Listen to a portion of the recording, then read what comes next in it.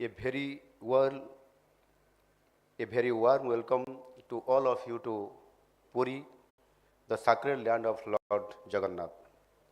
Puri is not only a holy place, but also a history cultural center for India.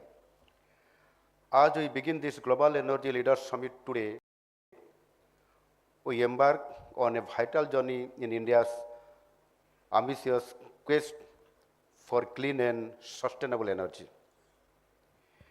मैं कहना चाहता हूं, भारत के यशस्वी प्रधानमंत्री माननीय नरेंद्र मोदी जी के प्रेरणादायी और दूरदर्शी नेतृत्व में पिछले 11 साल से हमारा देश भारत में विकास के क्षेत्र में बड़े बदलाव दिख रहा है। इस बदलाव का सबसे जरूरी पहलू भारत का ऊर्जा की उत्पादन और आवंटन के क्षेत्र में आत्मनिर्भर बनना है। 2016 से पहले पूरे देश में घरेलू उपभोक्ता तथा उद्योग को निरंतर बिजली प्रदान करने एक चुनौती थी। घरेलू मांग पूरा करने के लिए भी बिजली की उत्पादन काफ़ी नहीं था। ग्रामीण क्षेत्र में घंटों बिजली गुल होना आम बात थी, कोई अपवाद नहीं। बिजली उत्पादन की कमी के लिए देश की उद्योग और व्यापारों को भी प्रभावित कर रहा था। हालांकि पिछले 11 साल में ये सभी चीज़ें बेहतर हुई है। माननीय प्रधानमंत्री जी की मार्गदर्शन और ऊर्जा मंत्रालय की दूरदर्शी कदमों की वजह से ये आज संभव हुआ है। अब ऊर्जा के क्षेत्र में पूरे विश्व के लिए एक नई चुनौती है। पर्यावरण प्रदूषण को ध्यान में रखते हुए पारंपरिक थर्मल पावर जनरेशन से नवीकरणीय ऊर्जा की तरफ बढ़ने की जरूरत है। इस बारे में माननीय प्रधानमंत्री जी ने एक बड़ा टारगेट रखे हैं और भारत अब अगले कुछ सालों में ये जरूर हासिल करने की राह पर है।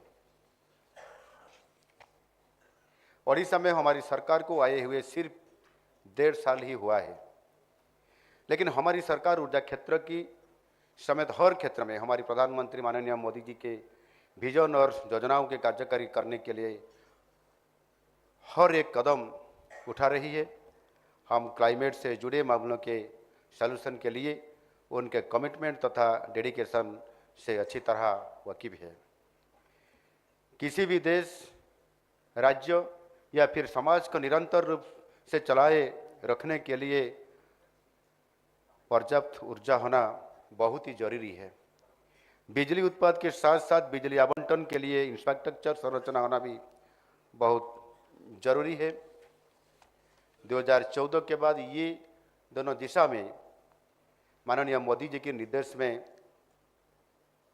कार्य जारी है। पिछले 11 सालों में भारत के ऊर्जा क्षेत्र में तेजी से बढ़ोतरी हुई है, जिसकी वजह बढ़ती डिमांड, इंफ्रास्ट्रक्चर डेवलपमेंट और पारंपरिक तथा रिन्यूएबल एनर्जी सोर्स के लिए मजबूत पॉलिसी सपोर्ट है। बिजली का उत्पादन 2015-16 में 1168 अरब यूनिट से बढ़कर 2024-25 में लगभग 1824 अरब यूनिट आज हो गई है। इसी तरह कुल इंफ्रास्ट्रक्चर कैपेसिटी 2015-16 में 305 गीगावाट से बढ़कर 2024-25 में आज 475 गीगावाट हो गया है, जो वहाँ माननीय केंद्रीय मंत्री श्री प्रहलाद जोशी जी आपके पास सारी रिपोर्ट आपके पास अभी रख चुके हैं। इस दौरान बिजली मंत्रालय ने पहुंची एफिशिएंसी और रिलायबिलिटी को बेहतर बनाने के लिए जरूरी सुधार लागू किए हैं। जरूरी पहलों में एक यूनिफाइड नेशनल पावर ग्रिड बनाना, गांव में बिजली पहुंचाने के लिए दीनदयाल उपाध्याय ग्राम ज्योति योजना और घरों में बिजली पहुंचाने के मकसद से सौभाग्य स्कीम वो सब शामिल है। ये सब पहले ही बदौलत आज पूरा देश में बिजली की कमी 2013-14 में जो 4.2%